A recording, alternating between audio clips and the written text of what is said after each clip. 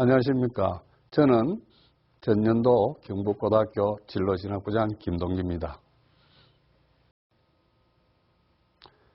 대입제도 변화에 따른 고교 생활에 대해서 말씀드리겠습니다. 주 내용은 2022학년도 대입제도를 이해하고 그에 따른 학습 전략에 대해서 말씀드리겠습니다. 코로나 영향으로 새 학기를 온라인으로 개학을 하고 전학년이 이제 등교를 시작했습니다. 1, 2학년은 격주대로 하고 있습니다만 학생이나 학부모 심리적으로 굉장히 불안한 상태이죠. 무엇을 어떻게 준비해야 될지 고민이 많으실 겁니다. 오늘 이 강의를 통해서 이러한 부분을 조금이나마 해소했으면 좋겠습니다. 먼저 대입 제도 이해에 대해서 말씀을 드리겠습니다. 첫 번째, 학부모님들이 가장 많이 하는 질문 중에 하나가 정시가 확대된다고 하는데 정시에 올인해도 되나요? 이렇게 질문을 많이 합니다.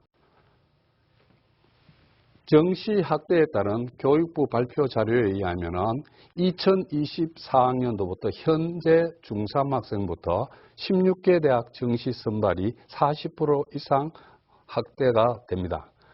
그러나 지금 현재 고2 2022학년도부터 2023학년도 고1 학생들은 16개 대학이 수능 40% 이상을 조기 달성을 유도하고 있습니다. 전국 대학으로 봤을 때는 수능 위주 전형 선발이 30% 이상 확대 권고하고 있고 수시 교과 전형이 30% 이상 모집 대학은 자율적으로 운영을 하고 있습니다. 서울 소재 16개 대학은 아래와 같습니다. 그럼 정시가 확대된다고 하는데 정시에 올인해도 되나요? 즉 정시 확대가 재학생에게 유리한가? 그래서 분석을 해보면 서울 주요 18개 대학을 분석을 해보면 2021년 정시 17,358명에서 2022년 정시 22,900명, 즉 31.7%에서 39.3%로 확대되었습니다. 인원으로 보면 5,542명이 증가하였습니다. 그렇다면 일반고 학생이나 재수생, 특목고, 자사고 학생에게 어떤 영향을 미칠까요? 5,542명 중에서 대구권 학생들이 차지하는 비율이 약 한 4%에서 5% 정도 차지한다고 봤을 때 250명 정도라고 보시면 되겠습니다.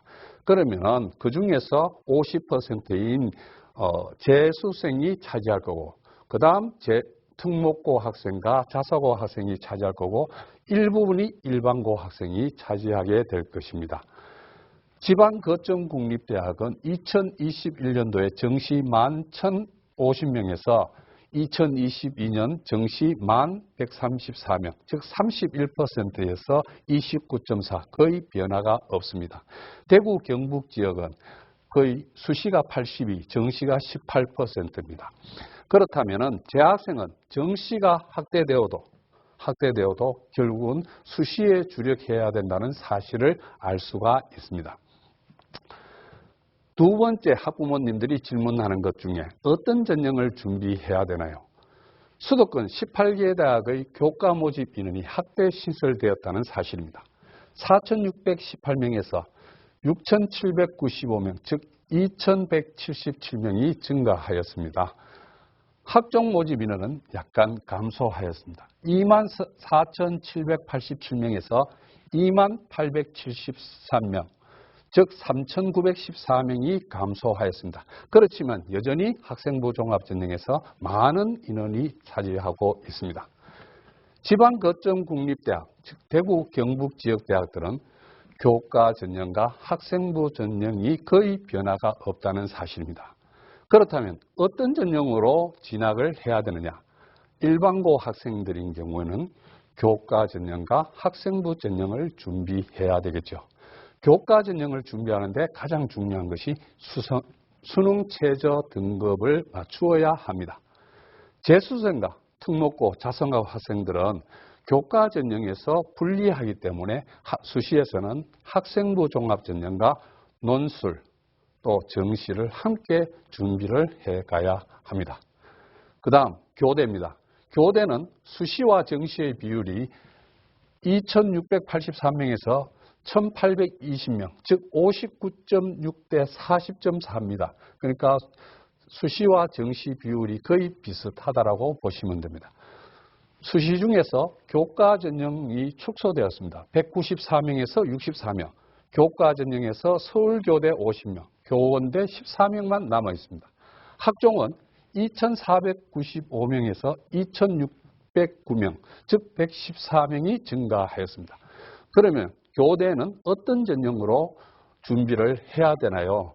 그럼 수시에서 학종, 또 정시에 자신이 있다면 정시에 수능을 함께 준비를 해야 합니다.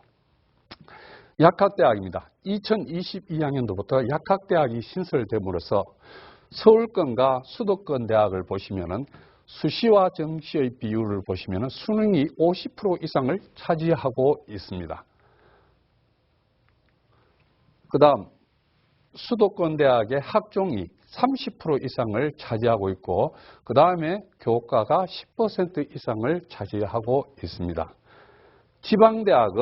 지방은 수능이 30% 이상을 차지하고 있고 교과 전형이 20% 이상을 차지하고 있다는 걸 알 수가 있습니다. 그렇다면 약대는 어떤 전형으로 준비를 해야 되느냐? 물론 정시와 수시의 비율을 비교해 봤을 때 수도권은 학종이 가장 많고 그 다음 교과, 지방은 교과와 학종입니다.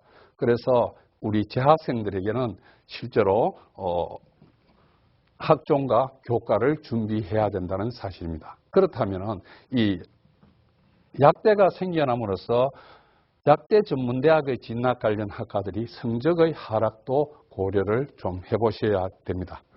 예를 든다면 화학과나 생명공학을 지원하던 아이들이 약대로 이제 진학함으로써 성적 하락 요인이 될 수가 있겠다.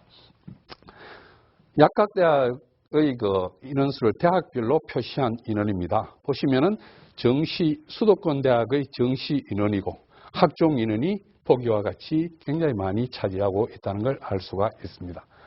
그 다음에 지방대학입니다. 지방대학도 역시 정시가 한 30% 이상이고 반면에 교과 전형이 약 20% 이상을 차지하고 있다는 사실을 알 수가 있습니다. 그렇다면 우리 학생들은 어떤 전형을 준비해야 되나요? 종합적으로 요약을 해보면 일반고 학생들이 수도권 대학, 지방국립대학, 대구, 경북 지역을 지원할 때에 교과 전형을 준비하면서 더불어서 학생부 종합을 하면서 정시까지 준비한다면 굉장히 선택 폭이 넓어지겠죠. 그러나 교과 전형을 준비하는데 가장 중요한 것이 수능 최저 등급을 준비해야 된다는 것입니다. 그 다음에 교대 같은 경우는 수시의 학종과 정시 수능의 비율이 60대 40이었습니다. 그래서 학종이 차지하는 비율이 굉장히 높죠. 그래서 물론 학종도 준비해야 되지만은 정시도 같이 함께 준비해야 된다는 것입니다. 약대는 수도권 대학인 경우에 정시를 무시할 수가 없다. 50% 이상을 차지하고 있기 때문에 정시와 그 다음에 재학생인 경우는 학종과 교과도 같이 함께 준비를 해야 된다. 지방권 대학은 정시와 교과가 차지하는 비중이 높다는 걸 알 수가 있습니다. 특목고나 자사고 학생들 같은 경우는 수시에서 교과 전형이 불리하니까 학종과 정시에 수능을 준비를 해야 된다. 그렇다면 일반적으로 이야기했을 때 교과, 즉 학교 수업이 가장 중요하다는 것입니다. 학교 수업을 통해서 내신을 잘 받고 이 학교 수업을 통해서 선생님께 좋은 평가를 받는 것이 어떤 전형으로 대학을 진학하든 본인에게 유리하다는 것을 알 수가 있습니다. 세 번째 질문이 2015 개정교육과정 무엇이 변하느냐? 첫째가 공통과목 신설이고 두 번째가 학생 과목의 선택권을 확대를 위해 선택 과목을 다양화한다는 것이고 국어, 수학, 영어 비중을 좀 적정화했다. 2015 개정교육과정이 변했지만은 실제로 현재 고3부터 변해져 있습니다. 그러나 대입 반응은 지금 현재 고2부터 반영을 하고 있습니다. 고2부터 수능 체제가 공통 과목과 선택형 구조로 변경되었다는 걸 알 수가 있고, 이러다 보니까 하나의 특이한 점은 내신 등급의 하락 추세가 온다는 거죠. 왜? 학생들이 다양한 선택 과목을 선택함으로써 학생 인원수의 숫자가 적어짐으로써 내신 등급이 하락할 수가 있다는 걸 알 수가 있습니다. 2015 개정 고등학교 교육과정 편제를 보면은 교과에 보통교과와 전문교과로 되어 있고, 보통교과에서 공통과목과 선택과목으로 이루어져 있고, 공통과목은 누구나 다 배워야 되는 과목이고, 선택과목은 일반 선택과 진로 선택 과목으로 되어 있습니다. 일반 선택은 9등급제로 성적을 산출하고, 진로 선택은 ABC 성취도 평가로 성적을 산출하고 있습니다. 그럼 수능 과목은 어떻게 달라지나요? 수능 과목은 국어 과목인 경우에 공통으로 독서와 문학에다가 선택에서 합법과 작문, 언어와 매체 중에서 택일을 하도록 되어 있고, 수학은 공통에서 수학 1과 수학 2에서 선택으로 확률과 통계, 미적과 기하 중에 택일을 하도록 되어 있습니다. 영어나 한국사는 변화가 없고, 탐구 과목에서는 일반계에서 사회과학 계열의 구분 없이 택일을 하도록 되어 있습니다. 제2 외국어와 한문은 절대평가로 바뀐다는 점입니다. 그렇게 봤을 때 공통 과목은 75%, 선택 과목은 25% 출제한다는 것입니다.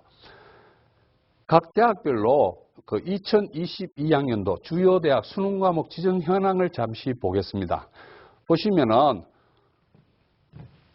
수학 같은 경우에 인문계열과 자연계열을 살펴보시면은 대부분 빨간색으로 한 대학들을 보시면은, 빨간 대학 색깔을 한 대학들은 대부분 학생들이 선호하는 대학들입니다. 자연계열 학생들은 미적과 기하 중 선택을 하도록 지정하고 있습니다. 그러나 대부분 중하위권 대학들은 확률과 통계, 미적, 기하 중에 택일을 해도 무방하다는 점입니다. 그 다음에 사회과학, 탐구 분야에서는 인문계열이나 자연계열이나 대부분 대학들이 사회를 선택하든 과학을 선택하든 두 과목만 선택하면 된다는 것이고, 그러나 학생들이 선호하는 대학들은 과학 두 과목을 선택해야 된다는 걸 알 수가 있습니다. 이것을 계열별로 약간 요약을 해보겠습니다. 요약을 해보면은 인문계열은 선택 과목의 제한이 거의 없다는 뜻이고, 자연계열은 수학과 탐구, 즉 선택적 범위가 제한적으로 다수되어 있다. 그래서 여러분들은 대학 입학 전형 요강을 꼭 확인하셔야 된다. 수학 같은 경우를 보시면 상위권 대학 자연계열, 즉 미분, 기하 중에서 택일을 하셔야 되고, 중하위권 대학 인문자연계열은 확률과 통계, 미분, 기하 중에서 택일을 하시면 됩니다. 과학은 상위권 대학 자연계열, 즉 과학 중 2개를 택하셔야 되고, 중하위권 대학 인문자연계열은 사회과학 중에서 2과목을 선택하시면 되겠습니다. 그 다음은 대입 공정성 강화 추진 방안에 따른 영향은 어떠냐? 지금 보시면은 자기소개서가 현재 고2부터 4개 문항에서 3개 문항으로 바뀝니다. 그리고 중3 학생은 자기소개서가 폐지되고요. 그 다음에 교사 추천서도 폐지가 됩니다. 그 다음에 고교 정보 브라인드가 확대됩니다. 작년까지는 면접으로 브라인드 했지만 올해부터는 서류와 면접이 브라인드 되고, 그 다음에 고교 프로파일을 전면 폐지하고 있습니다.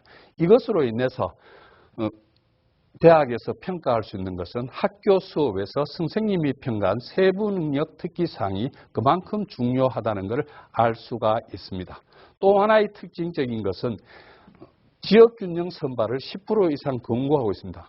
그러다 보니까 재정지원 사업과 연계하다 보니까 지금 대학들이 교과 전형을 확대하고 있는 추세라고 보시면 되겠습니다. 2022학년도부터 대입 자기소개서 개선 사항은 교육부 발표 자료에 의하면 1번 항목과 2번 항목을 합쳐서 1번이 천자에서 천자, 2번 항목에서 1,500자, 합쳐서 2,500자인데 1,500자로 줄어들었고 3번 항목은 800자, 4번은 대학 자율로서 800자로 줄어들었다는 걸 알 수가 있습니다. 그 다음에 학생부 기재 항목 축소 및 비교과 활동 폐지 사항입니다.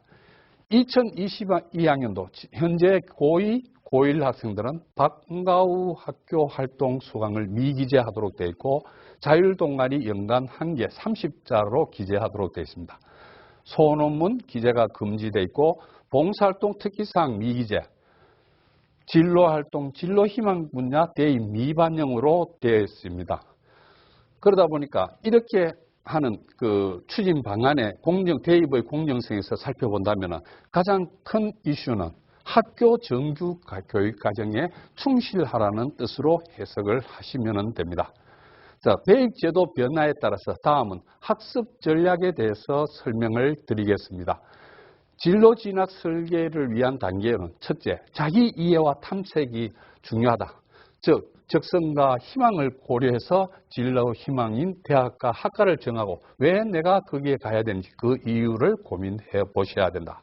하고 난 뒤에 1학년 같은 경우는 학생부가 없겠지만 2학년, 3학년 같은 경우는 학생부가 있을 겁니다. 학생부와 전국연합학력평가를 분석해 보시고 그 다음에 대입제도를 이용해서 대입 전형에서 어떤 전형이 나에게 유리한지 선택을 하시고 난 뒤에 진로, 희망, 목표 대학을 정해서 그 목표 대학의 전형 요강과 전년도 합불 자료를 분석하셔서 학습 전략 수립하시고 준비를 하시면 된다.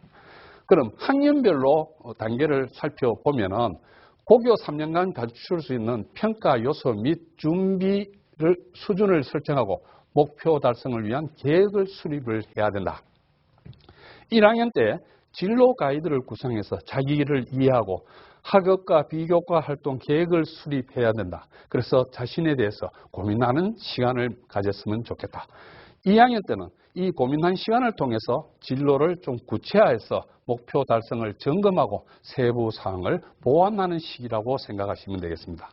3학년 때는 전략적 목표 달성을 위해서 3학년 때 지원 전략을 수립하고 3학년 1학기 이후에 지원 최종 마무리를 하는 작업을 하시면 되겠습니다. 그러면 고등학교 생활에서 가장 중요하게 차지하는 것은 뭐냐? 고교 생활에서 가장 중요하게 차지하는 것이 내신이라고 보시면 되겠습니다. 내신은 지필평가와 수행평가로 이루어져 있다는 걸 알 수가 있고요. 두 번째가 이 수업을 통해서 하는 교과활동, 그 다음에 비교과활동, 그 다음에 수능, 이 네 가지 영역으로 설명을 좀 드리겠습니다. 그래서 학습 전략에서 학생들이 가장 많이 질문하는 내신에 대해서 어떻게 생각하나요? 내신은 가장 객관적인 지표이다. 즉 내신은 지필평가와 수행평가로 되어 있고 학업 역량과 전공 적합성, 발전 가능성, 인성을 평가할 수 있다. 대부분 대학들이 교과 전형을 학대 신설한다고 앞에서 설명을 했습니다. 그러면은 앞으로 전과목에 대해서 신경을 써야 된다. 왜? 대학에서 반영하는 것이 앞으로 공통과목, 일반 선택 과목, 대부분 대학들이 진로 선택 과목도 반영하고 있다는 사실을 여러분들은 인지하셔야 된다. 그래서 1학년 때부터 내신 관리에 좀 신경을 써야 된다는 걸 얘기해 드리고 싶습니다. 학생들 중에서는 이런 얘기하는 학생도 있죠. 저는 내신이 잘 나오지 않아요 라고 하는 학생이 있습니다. 내신이 잘 나오지 않는다는 것은 수업 시간에 열심히 듣지 않거나 그래서 내신이 잘 나오기 위해서는 열심히 듣고 복습하고 반복하고 그렇게 되면은 내신 성적이 잘 나오게 되면은 교과 전형으로 지원할 수가 있겠죠. 그러나 문제점은 수능 최저 등급을 맞추어야 된다는 것입니다. 두 번째, 이 내신이 잘 안 나온 이유 중에서 너무 학생들이 사교육에 의존을 하고 있다는 것입니다. 즉 학교 수업과 복습 시간 확보가 어렵다는 겁니다. 그래서 학생들이 내신이 잘 나오기 위해서는 학교 수업 열심히 듣고 복습하고 반복하는 이런 습관을 들여야 된다. 전년도 학생의 합격 수기에서 한번 살펴보겠습니다. 이 학생은 내신은 결국 학교 수업의 연장성이라고 이야기를 하고 있습니다. 1학년 때 내신을 잘 받고 싶어서 학원을 많이 다녔습니다. 하지만 학원을 서너 개씩 다니다 보니 스스로 배운 내용을 익힐 수 있는 시간이 많이 줄어들어 오히려 성적이 떨어졌습니다. 그래서 2학년 때는 다니던 학원을 과감하게 거의 다 끊어버린 뒤 학교 수업에 최대한 충실했다. 학교 선생님이 수업의 출제자 직강이다. 선생님이 출제한다는 거죠. 열심히 필기했고 배운 내용을 바로 최대한 소화하려고 했다. 그래서 오후 7시부터 11시까지 학교에서 시행하는 자율학습에 하루도 빠지지 않고 참여했어요. 수업 시간에 배운 내용을 저만의 빈칸 복습법으로 빠짐없이 정리하려고 노력했다. 그리고 토요일과 일요일에도 학교 자습실에서 심화 문제 풀고 하루 종일 시간을 보냈다는 거죠. 그렇게 해서 2학년 때 전과목 1등급을 맞았다는 겁니다. 이 학생의 공부 방법을 소개해 드리겠습니다. 물론 학생에 따라서 자기에게 맞는 공부 방법이 있겠지만 이 학생은 삼색 볼펜을 활용해서 수업을 흡수하기를 했다는 거죠. 완전히 내 것으로 만들었다.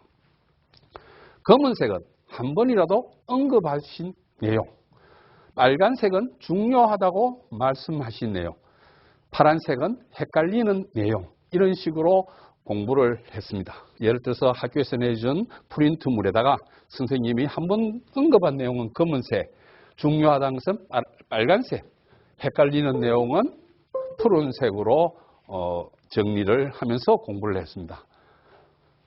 또 빈칸 복습법을 활용해 내용 씹어먹기를 했다. 매일 야간 자율학습 시간을 이용해서 그날 배운 것은 그날 끝낸다는 마음으로 복습을 했다는 것입니다. 그럼 빈칸 복습 학습법이 뭐냐? 그날 날짜를 적고 시간표 있는 과목을 확인하고 노트에 오늘 배운 내용을 옮겨 쓰면서 삼색 펜으로 표시된 부분 위주로 공부를 했다는 거예요. 이때 빈칸을 뚫으면서 내용을 옮겨 쓴다. 쓰고 난 뒤에 교과서를 덮은 뒤에 나 혼자 빈칸을 채워본다. 예를 들면은 이렇죠. 자, 이 빈칸을 뚫어지면서 빈칸을 뚫으면서 복습을 하면서 문제를 만들고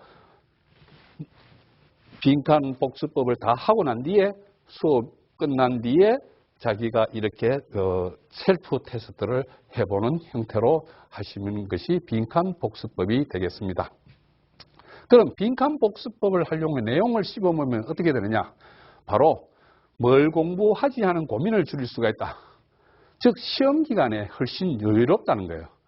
이 학생의 공부를 보면은 결국은 수업 시간에 1회도, 복습 시간 2회도, 셀프 테스트 3회도 이런 복습의 중요성을 이야기하고 있는 겁니다. 또 하나의 예를 보면은 학생들은 여러 권의 책을 갖고 공부를 하게 되는데 한 권의 책을 한 번 보고보다는 한 권보다는 세 권을 보는 것이 낫겠다. 그래서 세 권의 책을 보는 것보다 한 권을 갖고 세 번을 보는 것이 좋고 다 끝내지도 못하고 돈만 아깝다는 것이죠.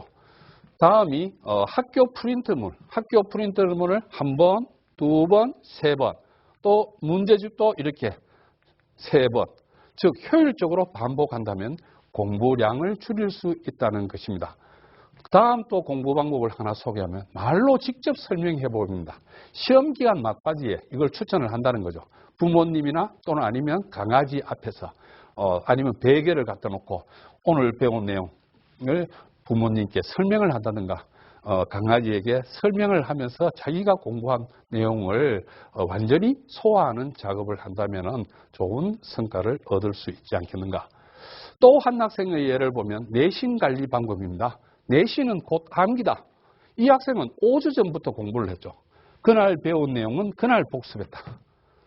자, 4주 전 그날 배운 내용을 그날 복습하고 또 5주 전에 공부했는 내용을 다시 이해독을 한다는 거예요. 3주 전에 그날 배운 내용을 그날 또 복습하고 또 지금까지 배운 내용을 3회독을 한다는 거예요. 또 2주 전에 역시 4회독을 하게 되고 1주 전에 5회독을 하고 결국은 이 학생은 매일 복습을 하고 최소 5번의 복습을 통해서 내신의 성적을 올렸다는 공부 방법을 소개하고 있습니다. 다음이 교과활동입니다. 학생들이 가장 많이 질문하는 것 중에 교과활동은 어떻게 준비하나요? 교과활동이라는 것은 학교 수업이나 공동교육과정, 수행평가, 창의적 체험활동, 대회 이런 데서 과연 어떻게 준비를 해야 되느냐. 이런 활동을 통해서 궁금한 부분이 있다, 관심 가는 부분이 있다면 이것을 우리가 지적 호기심이라고 이야기합니다. 이 지적 호기심이 생기면 공부하고 싶은 내용을 해결하려고 노력을 해야 된다. 노력을 하는 것이 독서나 친구, 선생님, 교수, 인터넷 이런 것들을 통해서 자기가 해결하려고 노력을 해서 자료를 준비해서 수업 시간에 열심히 참여해서 발표하고 한다면 선생님들이 좋은 평가를 해줄 수가 있겠죠. 또 이렇게 해결하려고 노력하다가 또 궁금한 것이 있고 좋은 주제라면 그거를 대회나 동아리에 탐구 주제로 가져가서 심화 공부를 하게 된다면 더욱더 좋겠죠. 또 이렇게 공부한 내용을 혼자만 알기보다는 지식을 함께 나눔 활동을 하는 것이 좋다. 이렇게 한다면 선생님께 좋은 평가를 받아서 학생부의 기록이 잘 되겠죠. 그 다음에 비교과 활동은 어떻게 준비하나요? 대부분 학생들은 봉사활동 몇 시간 해야 돼요. 뭐 책을 몇 권 읽어야 돼요. 이런 얘기를 굉장히 많이 하고 있습니다. 또 학생들은 이 교과 활동보다도 비교과 활동이 중요하다고 생각하고 있습니다. 그런데 선생님은 비교과 활동의 의미를 이렇게 정의를 하고 있습니다. 수상의 개수가 아니라 참여한 주제, 과정, 배우고 느낀 점, 자율이나 동아리 진로 활동에서 주제를 어떻게 선정해서 탐구 과정이나 어떤 노력을 했는지 여기에 의미를 두고요. 독서는 의미 있는 독서라는 것은 뭐냐? 배우고 느낀 점. 즉 이걸 통해서 생활의 변화라든가 적용 및 활용. 봉사활동은 어떤 봉사를 하든 진심으로 하는 봉사. 이것이 저는 비교과 활동에서 가장 중요하지 않겠는가. 그보다 또 더 중요하게 생각하는 것은 이런 비교과 활동도 교과 연계 활동을 해야 된다. 즉 지식을 심화할 수 있는 기회로 삼는다면 이 비교과 활동도 의미가 있지 않을까 이런 생각을 합니다. 다음은 수능입니다. 대부분 학생들은 수능 공부를 학교 수업과 별개라고 생각하는 학생들이 많습니다. 그래서 수능 공부라고 해서 특별한 공부를 해야 하는 것이 아니다. 지금까지 해왔던 공부보다 좀 더 효율적으로 더 집중적으로 공부해야 하는 것이 수능 공부라고 생각한다. 즉, 이 수능 공부는 내신 공부다. 학교 수업이라고 생각하시면 됩니다. 다만 시험 범위의 차이가 있어서 그렇지 학교 공부를 열심히 하는 학생들이 역시 수능도 잘 나온다는 걸 알 수가 있고 학년별로 이야기를 해보면 1학년, 2학년 학기 중에는 내신의 한 70%, 수능의 한 30%의 비중을 두면서 전년도 기출문제를 풀어보는 것이 좋겠고 1, 2학년 시험 기간 중에는 내신의 100% 치중을 해야 될 것 같습니다. 그 다음 1, 2학년 방학 중에는 다음 학기 교과 학습의 50% 그러니까 보통 일반적으로 이걸 선행학습이라고 하는데 선행학습보다는 한 학기 앞당겨서 하는 예습을 한 50% 하면서 수능을 50% 정도 같이 이렇게 병행해서 하시면 좋다. 그 다음에 3학년 1학기는 어떠냐? 내신이 곧 수능이라고 생각해야 된다. 내신 공부하는 것이 바로 수능 공부라고 생각하시고 3학년 1학기 기말고사 후부터 수능 때까지 교과 활동 정리하고 자기소개서 작성하고 수시원서 제출하시면 됩니다. 그런데 수시원서 지원 후부터 수능 때까지 수능 공부를 해야 하는 학부를 해야 되는데 대부분 학생들이 수능 원서를 지원하고 난 뒤부터 실제로 수능 공부를 하지 않는 학생들이 많습니다. 그래서 선생님은 강조하고 싶은 것이 수시원서 지원 후부터 수능 때까지 수능 공부에 좀 올인을 한다면 대학의 선택폭이 그만큼 넓어지지 않을까 그런 생각을 합니다. 그 다음 학습 전략 중에서 생활습관입니다. 생활습관 중에서 학생들이 가장 많이 이야기하는 게 이겁니다. 학교 선생님 말씀을 잘 들어라. 학교를 신뢰해야 된다. 그리고 혼자 공부하는 것이 아니고 경쟁자가 아니고 친구들이 함께 같이 가는 공동체라는 이런 의식을 갖고 학교 생활을 했으면 좋겠다. 이 고등학교 생활을 유지하는 힘이 뭐냐? 바로 생활 습관인데 일찍 자고 일찍 일어나라. 좀 무리일 수도 있겠지만 주말 또 학교에서 좀 보내라. 사실 좀 힘든 이야기죠. 또 책도 좀 읽고 운동도 하고 휴식도 계획하고 또 멘탈도 관리를 잘해야 된다. 그래서 생활 습관 중에서 선생님이 이제 학생들에게 부탁하고 싶은 것은 좀 생각을 좀 바꿔야 된다. 이제 고등학교 되면 좀 즐겨야 된다. 공부도 즐겨야 된다. 이런 생각을 갖고 있고요. 두 번째는 학교 수업과 학교 수업 활동에 성실히 적극적으로 참여해야 된다. 이렇게 적극적으로 참여하면서 선생님들로부터 좋은 평가를 받을 수가 있다는 겁니다. 학교 내신을 잘 올리고 또 교과 학생부 종합전형에 갈 수 있는 교과 세특에 잘 기록되고 수능을 잘 맞을 수 있는 것이 바로 학교에서 배운 내용을 복습과 반복 시간을 확보해야 된다.